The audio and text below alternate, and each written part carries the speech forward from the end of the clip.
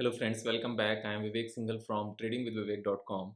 और एक क्वेश्चन अक्सर माइंड में आता है, ख़ास तौर से जब जब मार्केट करंट सिचुएशन जैसी डाउन हो कि अपने स्टॉक्स को टॉप पर कैसे बेचा जाए। ऐसी कौन-सी स्टाइल को या कौन-सी अप्रोच को यहाँ पर यूज़ किया जाए जिससे हम स्टॉक मार्केट के ओवरऑल फॉल से पहले ही यहाँ से एग्ज़िट कर सकें और जब मार्केट नीचे आ जाए तो हम उसमें वापस से बाइंग शुरू करें। ये क्वेश्चन हमेशा है और ये क्वेश्चन आता ही सिर्फ तब है जब स्टॉक मार्केट डाउन जा रही होती है और अच्छी खासी डाउन जाती है, जब वो पैनिक काइंड ऑफ सिचुएशन बनाती है। हालाँकि अभी जो मार्केट का फॉल है वो कोविड जैसा फॉल नहीं है, लेकिन बहुत ज़्यादा डिफरेंस भी नहीं है। कोविड में और अभी में एक जो मेन डिफरेंस रहा कि कोविड में जो फॉल आया था वो विदिन 1 मंथ बहुत ज़्यादा स्टीप आया था और जितनी भी गिरावट आनी थी 1 मंथ में आ गई थी। उसके बाद उसने धीरे-धीरे रिकवरी दिखानी शुरू की थी। तो जो टाइम पीरियड था फॉल का, वो स्टीप ज़्यादा था, ज़्यादा फॉल था, लेकिन पीरियड कम था। अभी क्या प्रॉब्लम है कि कोविड जितना फॉल नहीं है, लेकिन 5 मंथ्स ऑलरेडी निकल चुके हैं और लगातार फॉल चल रहा है, अभी भी फॉल रुका नहीं है। तो टाइम पीरियड यहाँ पर ज़्यादा है। जैसे सपोज़ किसी को फ़ीवर हुआ, तेज़ फ़ीवर हुआ, लेकिन 2 दिन में फ़ीवर खत्म हो गया, तो उसको 2 दिन के अंदर-अंदर रिलीफ़ मिल गया। लेकिन किसी को बहुत ज़्यादा तेज़ फ़ीवर नहीं हुआ, 104 डिग्री तक नहीं पहुँचा, लेकिन 101, 102 लगातार चलता रहा और 10 डेज़ तक रहा। तो ये 10 डेज़ वाला ज़्यादा परेशान करता है। तो मार्केट में भी अभी सेम ही सिचुएशन है। कोविड जैसा फ़ॉल नहीं है, लेकिन जो टाइम पीरियड लंबा खिंच गया है ना, ये लोगों को हताश करता है, परेशान करता है। ऐसे में हमेशा एक क्वेश्चन आता है कि विवेक भाई टॉप पर क्यों नहीं निकल गए? क्या किसी को भी ये पता नहीं चलता कि ये टॉप है? देखो टॉप तो बहुत लोगों को पता चलता है। अब मैं इसके आंसर के ऊपर जा रहा हूँ, इस क्वेश्चन के आंसर के ऊपर जा रहा हूँ कि क्या टॉप का नहीं पता चलता? टॉप का पता चलता है, लेकिन एग्ज़ैक्ट टॉप का पता नहीं चलता। इन द सिमिलर वे यहाँ पर बॉटम का भी पता चलता है, लेकिन एग्ज़ैक्ट बॉटम का पता नहीं चलता। तो जब एग्ज़ैक्ट टॉप और एग्ज़ैक्ट बॉटम का नहीं पता चलता, यही एक रीज़न बनता है कि nobody can exit at the top and nobody can enter at the bottom. क्योंकि हम यहाँ पर एग्ज़िट जो टॉप है, उसको एक्सट्रीम टॉप जैसे माउंट एवरेस्ट का बिल्कुल टॉप वाला पीक है ना, सिर्फ़ उसको मानकर चलते हैं।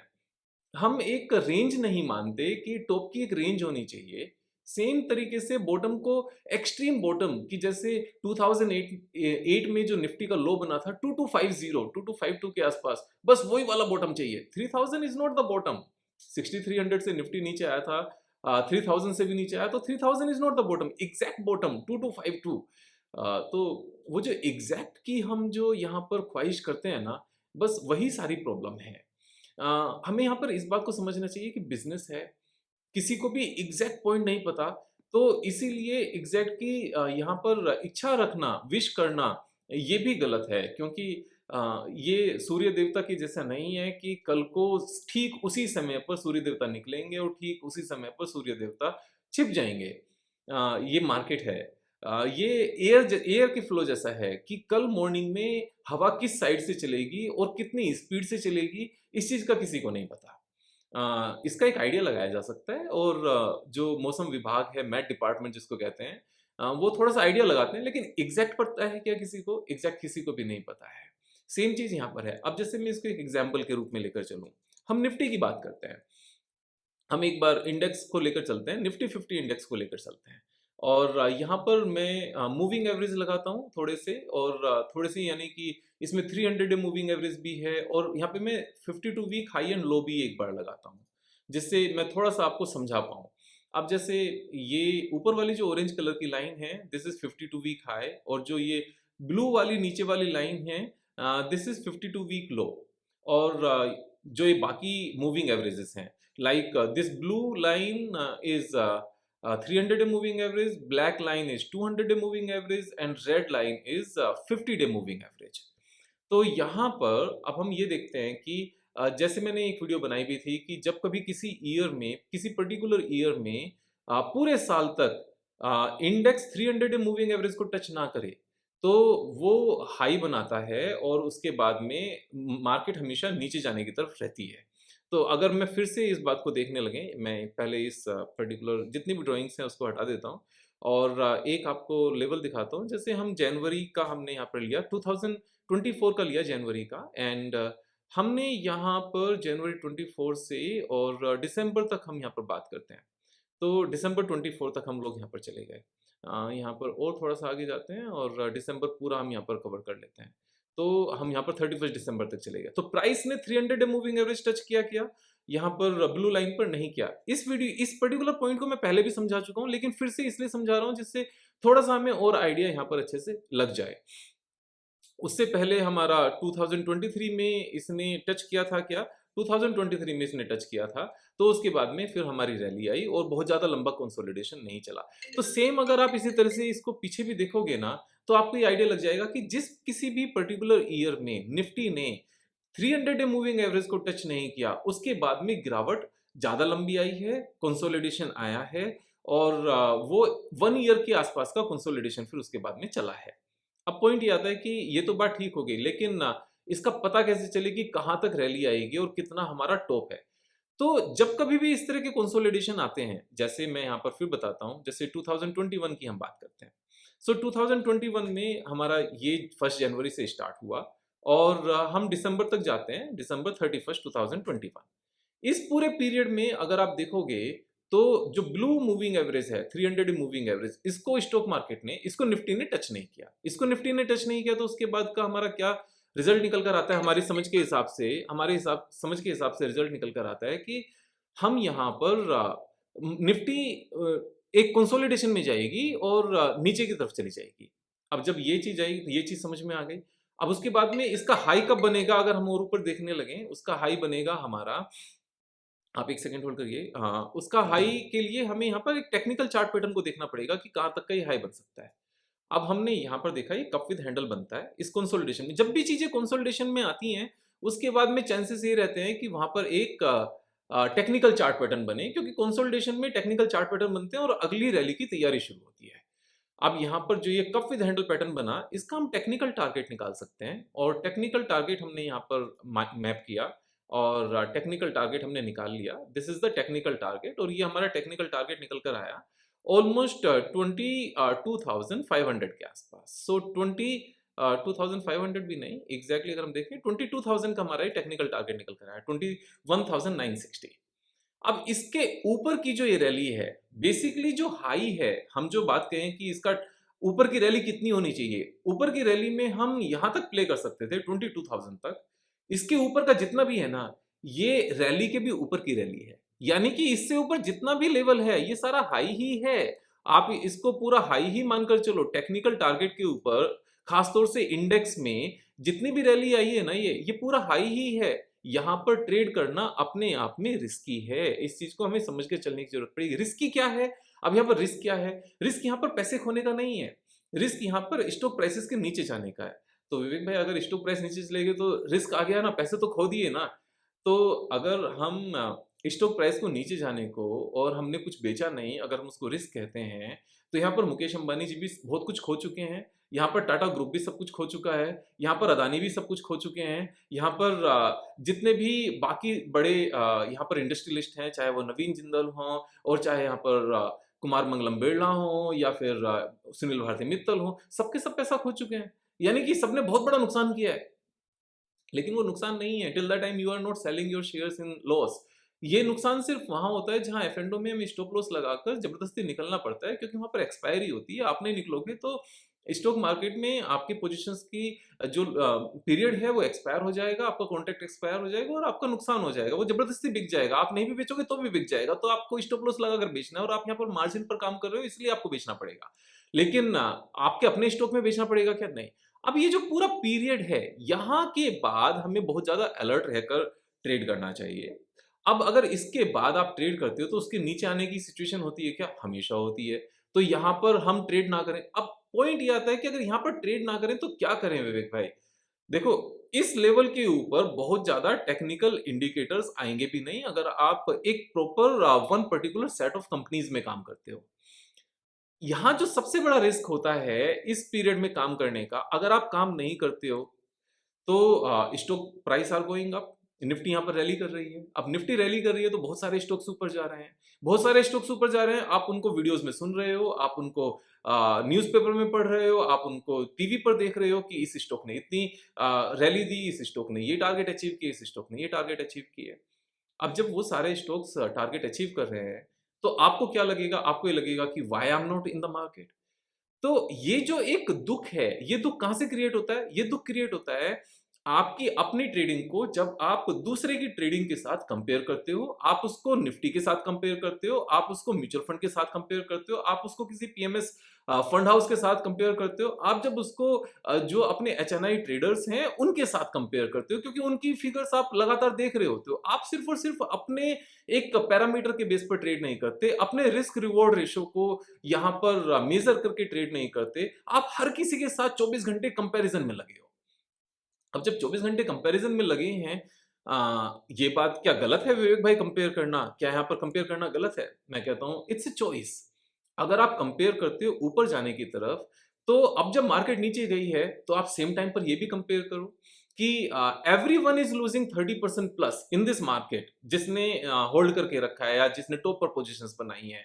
तो जब हर कोई खो रहा है और आप भी खो रहे हो, तो फिर आपको यहाँ दुःख नहीं होना चाहिए क्योंकि आप कंपेयर कर रहे हो। जब आप रैली में कंपेयर कर रहे हो तो आप डाउन साइड में भी कंपेयर करो। तो जब रैली में कंपेयर कर रहे थे इसीलिए कंपेयर कर रहे थे ना कि दूसरा बंदा पैसे कमा रहा है, हम नहीं बना रहे हैं, तो यहाँ पर ये गलत हो रहा है। तो आप वहां कंपेयर कर रहे हो तो अब डाउन साइड में भी कंपेयर करके शांति से बैठो। लेकिन डाउन साइड में हम कंपेयर नहीं करते, वहां शांति से नहीं बैठ सकते कि यहाँ पर जियो फाइनेंशियल यानी कि आकाश अंबानी का शेयर टॉप से 50% डाउन है when he is losing 50% and we are losing 30%, so we are far better than him. So there's nothing to worry, but you are worrying about it. तो डाउन साइड में भी compare करो अगर up side में compare कर रहे हो। मेरा कहना है कि हम यहाँ पर टॉप पर इसलिए नहीं बेच पाते क्योंकि टॉप पर बेचने के बाद शांति से बैठना मुश्किल है। मुश्किल क्यों है? Because you will keep on comparing yourself with others. यहाँ पर ये एग्जाम्पल तो देना बड़ा आसान है हर किसी के लिए कि Warren Buffett sir is sitting with $300 billion cash और उनको मार्केट नीचे जाती हुई नजर आ रही है। मार्केट नीचे जाएगी ये तो मैं भी आपको बता चुका हूं कि मार्केट नीचे जाएगी। सितंबर में ये चीज बोली थी कि next 12 months are going to be very tough in the market. और उसके बाद में दिसंबर में भी बोला था no upside from here and there is a tough market going ahead. और अभी कुछ टाइम पहले भी वीडियो बनाई थी कि जून तक मार्केट फिर ऐसी इसी रेंज में नजर आती है। बहुत ज्यादा डाउन साइड नजर नहीं आती अभी, लेकिन एक रेंज में आती है। तो विवेक इससे फायदा क्या होगा बताने से? फायदा तभी होगा जब आप अपना कोई सिस्टम बनाओगे और उस सिस्टम पर बिना किसी दूसरे से कंपेयर किए तब यहाँ पर रहोगे। एक जो बहुत बड़ी मिस्टेक है ना वो ये है कि जब मार्केट नीचे जाती है तो हम लोग क्या करते हैं, हम उस टाइम पर फिक्स डिपॉजिट से ही कंपेयर करने बैठ जाते हैं। विवेक भाई इससे तो अच्छा हम फिक्स डिपॉजिट में पैसे लगा लेते, इससे अच्छा तो वहीं बन जाते। तो क्या आपको इस बात का पता था कि मार्केट इतनी बहुत ज़्यादा डाउन जाने वाली है और फिक्स डिपॉजिट में पैसे लगाना सही है? तो फिर अभी लगा लो। हम क्या करते हैं, जो भी बेस्ट परफॉर्मिंग एसेट क्लास होती है लास्ट 6-7 मंथ्स की, हम हमेशा उससे कंपेयर करते हैं। हम गोल्ड से कंपेयर करने लग जाएंगे, विवेक भाई इससे तो अच्छा गोल्ड में लगा लेते। अगर कोई पर्टिकुलर म्यूचुअल फंड ने स्मॉल कैप ने 30% का रिटर्न दे दिया, इससे तो अच्छा उसमें लगा लेते, इतना तो वही दे देता है। अगर निफ्टी बहुत ज्यादा नहीं टूटी है, निफ्टी ज्यादा चढ़ गई, तो यार इससे तो अच्छा निफ्टी ईटीएफ में लगा लेते। तो ऐसे तो बहुत सारी चीजें हैं। ऐसे तो हम ये भी कह सकते हैं कि पिछले जन्म में बहुत अच्छा कर्म कर लेते हैं और किसी बिलियनियर के घर में पैदा हो जाते। हम बचपन में बहुत ज्यादा अपनी सेहत का ख्याल रखते और यंग एज में भी बहुत ज्यादा सेहत का ख्याल रखते, बहुत ज्यादा दारू नहीं पीते और बहुत ज्यादा हम स्नैक्स या अनहेल्दी नहीं खाते और अच्छा एक्सरसाइज भी करते, तो हमारी भी यहाँ पर हेल्थ बहुत अच्छी हो जाती। अगर हम बचपन में पढ़ लिख लिए होते तो हम भी आईएएस ऑफिसर बन जाते। हम बचपन में राजनीति में चले जाते, आरएस ज्वाइन कर लेते, तो शायद हम भी बहुत बड़े पॉलिटिशियन बन जाते। तो अगर ऐसा हो जाता और हम ऐसे कर लेते तो ऐसा हो जाता, ऐसे कभी किसी के पैसे नहीं बनते। ऐसे सिर्फ और सिर्फ दुख आता है लाइफ में, ऐसे सुख कभी नहीं आता। ऐसे तो कोई भी दुकानदार कभी भी ये सोच सकता है कि जिस पर्टिकुलर आइटम को खरीदने के लिए कोई ग्राहक उसके पास आया और उसके पास वो आइटम नहीं था और उसको ग्राहक को वापस भेजना पड़ा, वो खुद सोचने में बैठ जाए, काश मैं कल इस आइटम को खरीद के ले आता और मेरी दुकान पर होता तो मैं इसको बेच पाता और मैं 500 रुपीज या 5000 रुपीज जो जितने का भी वो आइटम होता मैं कमा पाता। इस इफ ऐसा होता तो मैं ऐसा करता, इफ ऐसा होता तो मैं ऐसा करता, इफ ऐसा होता तो मैं ऐसा करता, ये चीज पास्ट में कभी ठीक नहीं हो सकती। ये सिर्फ और सिर्फ फ्यूचर में ठीक हो सकती है। अब फ्यूचर के लिए प्लान बनाओ कि जब भी टेक्निकल टारगेट्स अचीव हो किसी भी इंडेक्स के, तो उस इंडेक्स के स्टॉक्स में आप काम ना करो, आपको वहां से आइडिया लग जाएगा। लेकिन अगर उसके बाद में मार्केट ऊपर गई तो दूसरों को देखकर पछताना नहीं है। यहां पर इस बात को भी ध्यान रखना है कि दूसरे को देखकर नहीं पछताएं हम, क्योंकि टॉप का कोई टॉप नहीं है, वो एक रेंज है। बॉटम का कोई बॉटम नहीं है, वो एक रेंज है। इस बात को समझ कर चलने की जरूरत है। अब यहां पर मैंने टॉप का तो आपको एक रेंज बता दिया, how to identify the top, कि टॉप की रेंज क्या है। इससे पहले भी हम क्या इस चीज को चेक कर सकते हैं विवेक भाई कि कहां पर इस तरह का टॉप होगा? यस, बिल्कुल हो सकता है, और ये हमेशा ही होता आया है। अगर हम यहाँ पर भी देखें तो आप ये छोटा-सा एक आइडिया ले सकते हो, जैसे हम ये वाला आइटम ये एक देखने लगे हैं कि ये टॉप था क्या विवेक? अब हम इसने कैच क्यों नहीं किया? यस, तो यहाँ पर हमारा ये एक पैटर्न बना कंसोलिडेशन के बाद में, लेकिन ना ये पर्टिकुलर जो फॉल आया, ये पर्टिकुलर फॉल किस चीज़ का था? ये कोविड की वजह से था। बिल्कुल एक नया-सा, अलग-सा, किसी को नहीं पता चलेगा कि ये इतना बड़ा फॉल कैसे आया। ऐसे में पुराने वाला जो हमारा, आप ये मानकर चलो, जो पुराने वाला पैटर्न था और पुराने वाला पैटर्न जो हमारा ये कप विद हैंडल पैटर्न बना था, इसका हमारा टेक्निकल टारगेट कितना था? आप ध्यान से समझना इस पॉइंट को। इसका हमारा टेक्निकल टारगेट आया ऑलमोस्ट दिस वन, यानी कि 13,666। लेकिन क्योंकि इसके बाद एक बड़ा-सा फॉल आ गया, तो आप हमेशा क्या कर सकते हो, ये मैं आगे के लिए कह रहा हूँ कि पहले पैटर्न बना, पैटर्न का टारगेट अचीव नहीं हुआ, फॉल हमारा बड़ा हो गया, तो इस चीज़ को आप कभी करके भी देखना। तो ये जो हमारा बड़ा वाला फॉल है, इस पूरे फॉल को आप पिक कर सकते हो पुराने वाले पैटर्न के साथ में, और इसको आप ऊपर लगा सकते हो। तो जब आप इसको ऊपर लगाते हो ना, तो ये भी हमारा एक पैटर्न बन जाता है और टेक्निकल टारगेट हमारा ये हो जाता है। अब ये हमारा टेक्निकल टारगेट कितना? 16,000। अब 16,000 के ऊपर जितना भी ये अपसाइड है, आप ये मानकर चलो ये पूरी रेंज है। अब हमें ये समझ में आ जाना चाहिए, इस टेक्निकल टारगेट के ऊपर जितना भी ये लेवल है, ये सारा का सारा टॉप का लेवल है। ये ट्रेडिंग वाला लेवल नहीं है, आप ध्यान से समझना। लेकिन इस पीरियड में बहुत सारे स्टॉक्स ऊपर जा रहे होंगे। अब जब स्टॉक्स ऊपर जा रहे होंगे तो आप फिर से परेशान होंगे कि someone else is making money and I am not making money. See, someone else above this range is making money while taking higher risk and you are not making money because you want to play safe। तो यहाँ पर अपने आप को जब हम play safe कराना चाहते हैं और दूसरा कोई रिस्क लेकर मार रहा है और छक्के मार रहा है, तो बोल्ड भी वही होगा। तो हम ये नहीं कह सकते कि रिस्क तो हम उसके जितना लेंगे लेकिन सेफ प्ले करेंगे, ऐसा कुछ नहीं होता। If you are driving on Indian roads at 140 speed, then you are taking the risk of 140 kilometre per hour and you are bound to take the same reward, कि कभी ना कभी ठुकोगे। क्योंकि इंडियन रोड्स हैं, यहाँ पर प्रॉब्लम आपकी driving capabilities की नहीं है, यहाँ पर प्रॉब्लम आपकी अच्छी बेहतरीन कार की नहीं है, यहाँ प्रॉब्लम बाकी सारे ड्राइवर्स की हैं जो रॉन्ग साइड से भी आ रहे होंगे, और यहाँ पर प्रॉब्लम्स इंडियन हाईवेज के रॉन्ग डिजाइनिंग की भी है, और यहाँ पर कहीं से भी जो स्पीड ब्रेकर आएगा और बहुत बड़ा बम्प वाला आएगा उसकी भी है। सो सेम मैनर में स्टॉक मार्केट है। स्टॉक मार्केट में प्रॉब्लम ये नहीं है कि आप कितने रूल से चल रहे हो, यहाँ पर प्रॉब्लम ये नहीं है कि आपने बिना मार्जिन के ट्रेड किया। यहाँ साथ में ये भी देखना है कि ओवरऑल मार्केट क्या है जो आपके कंट्रोल से बाहर है। वहां में क्या समझना है, वहां में एक स्पीड के ऊपर नहीं चलना है। वहां स्पीड क्या है कि जब टारगेट, टेक्निकल टारगेट इंडेक्स के अचीव हो जाए, उसके ऊपर का जो लेवल है वो ओवरबॉट है, वहां कंसोलिडेशन आना तय है। तो यहां पर सेम चीज हुई। उससे पहले भी आप यहां पर जाकर कभी भी देख सकते हो कि इसी तरह के टेक्निकल टारगेट जब अचीव हो जाएं, उसके बाद में वहां ट्रेड करना ठीक है क्या? अब ये हमारा हमने एक पैटर्न लिया और पैटर्न के ऊपर हमने डेप्थली इसको यहाँ पर पिक किया, पिक करने के ऊपर टेक्निकल टारगेट अचीव हो गया। अब ये जब टेक्निकल टारगेट अचीव हो गया, इसके ऊपर का जो लेवल है ये सारा ओवरबॉट हो गया। यही करना है, आप हमेशा देखोगे। अब हमने ये तो टेक्निकल टारगेट से ऊपर के लेवल की बात कर ली, अब नीचे के लेवल की बात कर लेते हैं।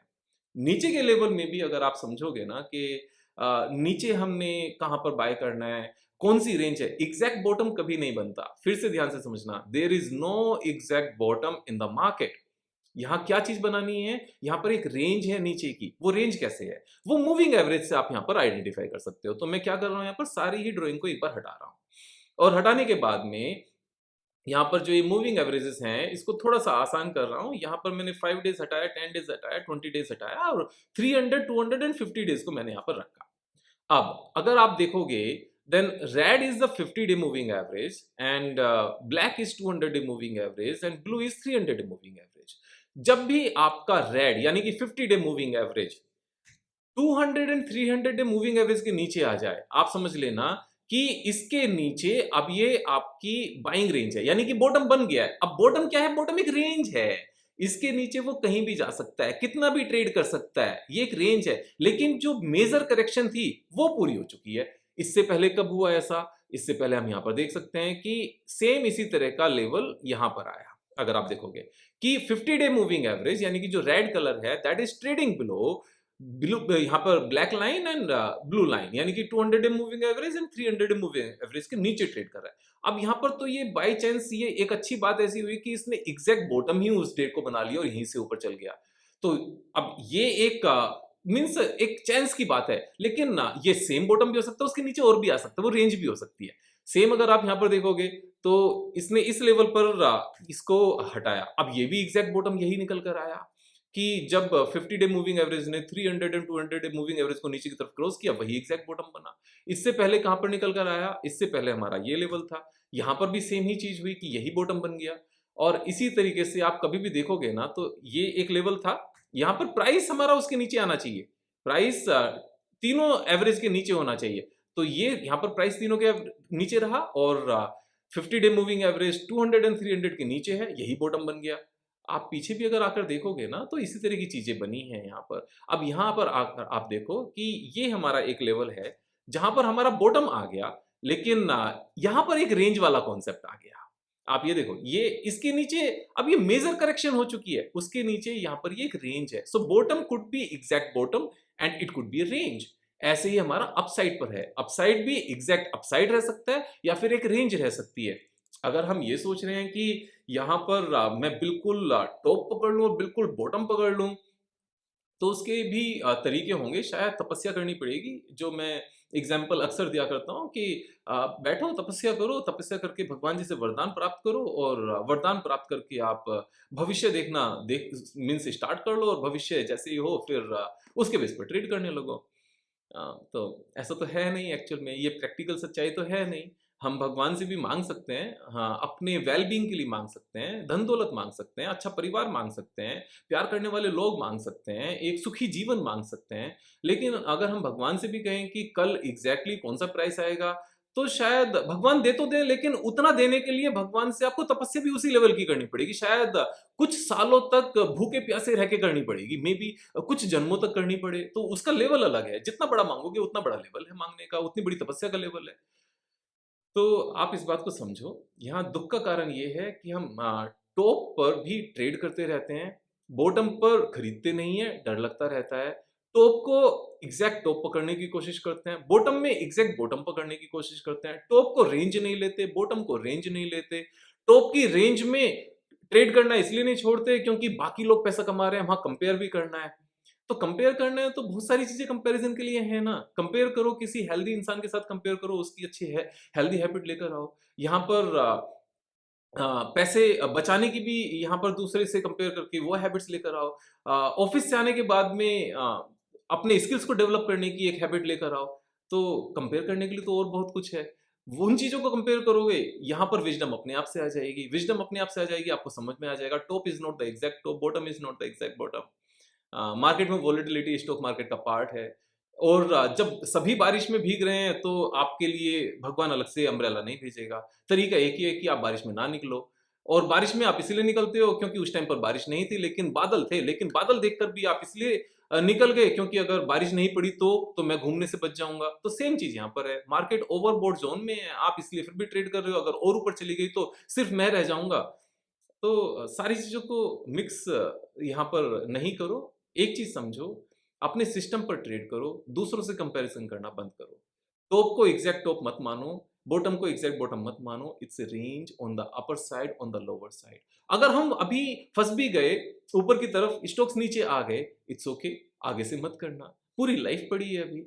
लेकिन हम ये सोचें कि डाउन साइड जाने पर सिर्फ मेरा स्टॉक नीचे ना जाए, यहाँ पर राकेश झुनझुनवाला जी के भी चले जाएँ और विजय केडिया सर के भी चले जाएँ और मुकेश अंबानी का शेयर भी चला जाए और अदानी के भी चले जाएँ और अंबानी के भी चले जाएँ, लेकिन बस मेरे ना जाएँ, तो ऐसा तो होता नहीं है मेरे भाई। यहाँ सच्चाई से अपने आप को रूबरू कराने की ज़रूरत है। मैं अपना एक्सपीरियंस आप सबके साथ में शेयर करता रहूँगा। आप दोस्तों के साथ शेयर करते रहो, प्यार बनाए रखो। I will keep on sharing my experience with you. जल्दी मिलेंगे एक नई वीडियो के साथ, तब तक अपना ख्याल रखो। जय हिंद, जय भारत।